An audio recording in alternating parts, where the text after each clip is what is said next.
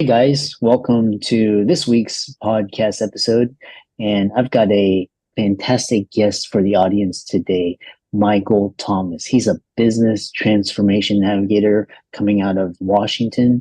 And today's talk is going to be all about execution, the speed of execution, how to get buy-in for your team, and how to rapidly grow and scale your company or business. So he's got 15 years and experience, and I'm really happy to have Michael to the show. Welcome. Oh, thank you. Thank you for being here. Thank you for having me. Excuse me. Yeah, I really, the audience really loves business entrepreneurs such as yourself. So, start off by talking who you are, what you do, and how you got started, and we'll dive right into the show. Sure. So my origin story started in the 2008 financial crisis. I started as an investment advisor of all things, and I really got an interesting trial by fire experience there, learning about customer experience, learning about how to navigate what does a good product or service look like, particularly in turbulent times.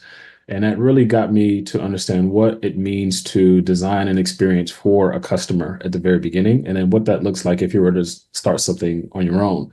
And over time, I got some training on processes and systems, learned about Lean Six Sigma and Lean Startup, so all of the buzz terms, jobs to be done, et cetera. But all those only make sense if you have an idea that you can really push through. And then also the most important part is ideas only work is if you have the right buy-in for your team to actually execute. Because ideas are everywhere, but execution is the thing that really makes the difference.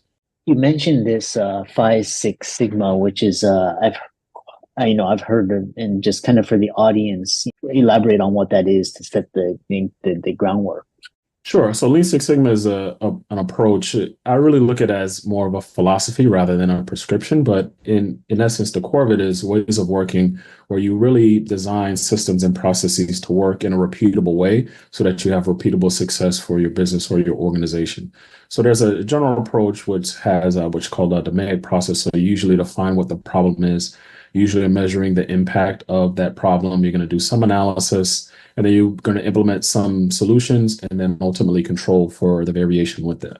So there's a general philosophy around it, and it can be quite prescriptive in certain instances, but I look at it more as an overall philosophy on how an organization works, because every organization has their nuance and their differences. So the key is understanding what things can apply, and then you leave out the rest, because that's what really success is about, is following what works and leaving out what doesn't. Yeah.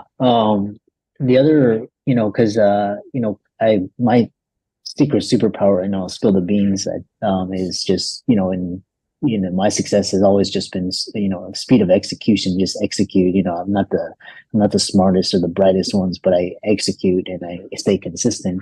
One thing is that's kind of come to my mind recently is this idea, because I was just on another call and they were talking about execution, putting in those long hours, hustling, all of that. But then there comes a time when you have to let go, and how do you balance this speed of execution without burning out? And sometimes letting go allows the kind of the universe or law of attraction to set in and allow you to manifest what you're actually trying to create. Yeah, well, I would say the first thing to recognize is that we only have 24 hours in a day and only 7 days in a week. There are no 25-hour days. There are no 8-day weeks. So there's always a constraint we all have, which is time. So if we want to spend the most amount of time doing the things that we most enjoy, then we have to understand that there's certain things that we must let go. And as any visionary entrepreneur understands that, if you want to scale, you have to figure out what things you work best at, what things you enjoy, and then what things you feel more comfortable letting go and having someone take those tasks on for you. Now, as it relates to execution, one of the biggest things is, again, helping your organization or your team bridge the gap between what you have as a visionary in your head of what right work needs to get done, and your team thinking about having that work getting done right. So there's usually a big gulf between the two, and often what bridges that gap is the right proposition or the right narrative.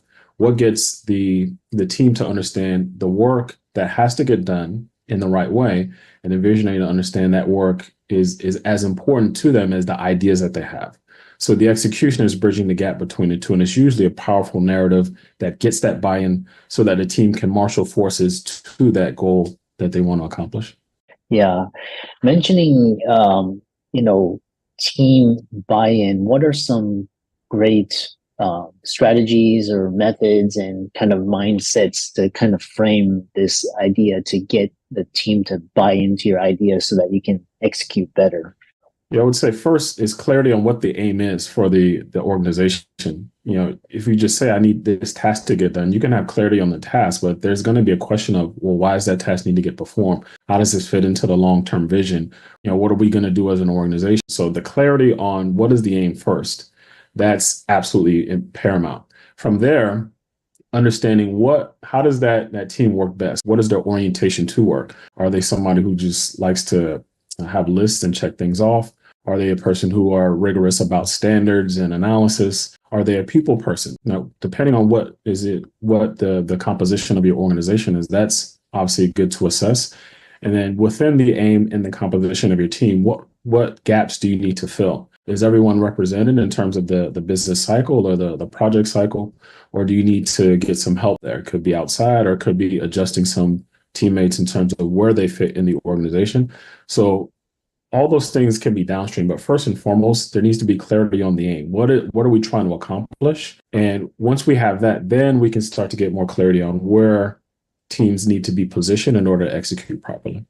Yeah, really. So kind of, as a follow-up question to that is, this one thing is with this idea is, moving on with a lot, especially with startup culture and when teams are working on a new project, how do you figure out what needs fixing first? Well, it really depends on what what stage the startup is actually in. Are they trying to get product market fit?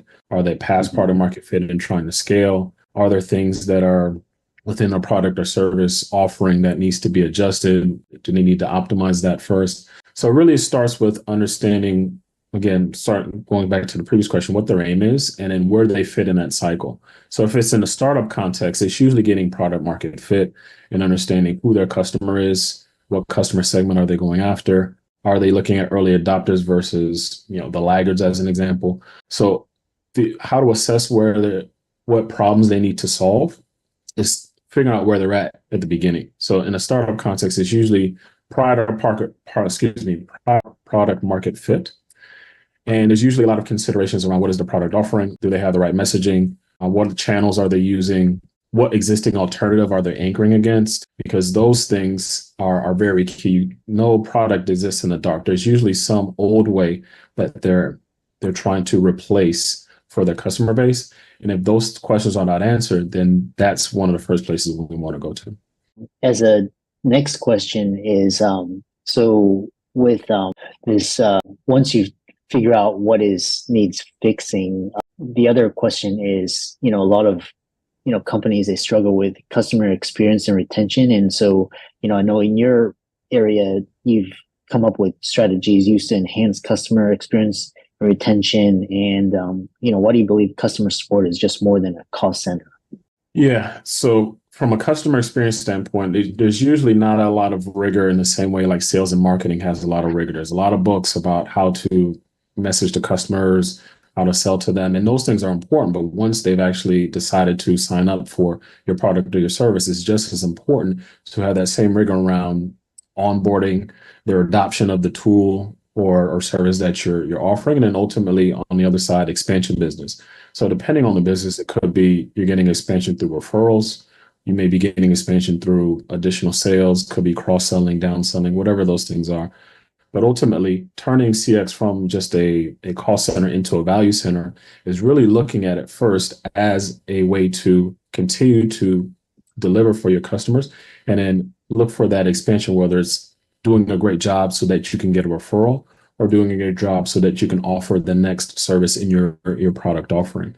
But really treating it as a profit center and seeing what things you need to deliver and giving them that aha moment and not just treating it as, oh, they have a problem and are calling in and that's the only thing. Is really digging into, did you actually solve the problem that you initially sold them on?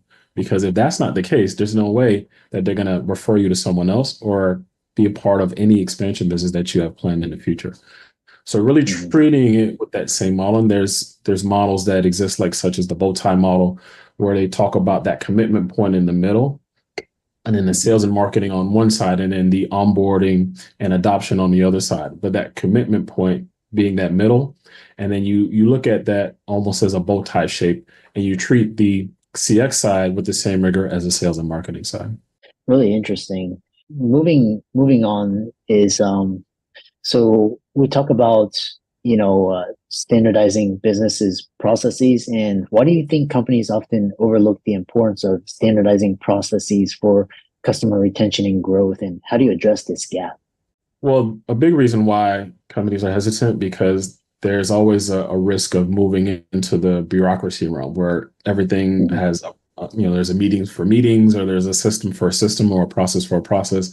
And it's always very slow to get things done. And any organization, particularly in these times, needs to be very agile in terms of adopting to the changes. We see the gold rush that's happening with AI and all of the different things that are involved in that, and companies want to be able to adapt. But if there's a lot of rigor around the processes, too much so, then they can't move fast. So how to address that is you need the right amount of complexity. So it really comes down to assessing what things need structure around them so that you avoid the risks, because you can never get rid of them, but you want to avoid as many of them as possible. And then you need to create space for that innovation and ideation, because if you don't, there's always risk of disruption. So you need to create just the right amount where you have some rigor in place so that you can have predictability in your business, but also allow for those new opportunities to come in. So there's that delicate balance, and it's always a case by case basis with every business, but you have to have that as a core principle. How can people find you and reach out to you and learn more about you? Yeah, they can reach out to me on LinkedIn. It may be in the show notes. I'd be happy to reach out to have a conversation. We can see if anyone uh, has any challenges that I could potentially help with, and it may be some opportunities to gain some insight for themselves and for myself. Yeah, I love that. And for all the audience, let's thank Michael for coming on and giving his professional expertise. And be sure to give his socials a like and follow. And thanks so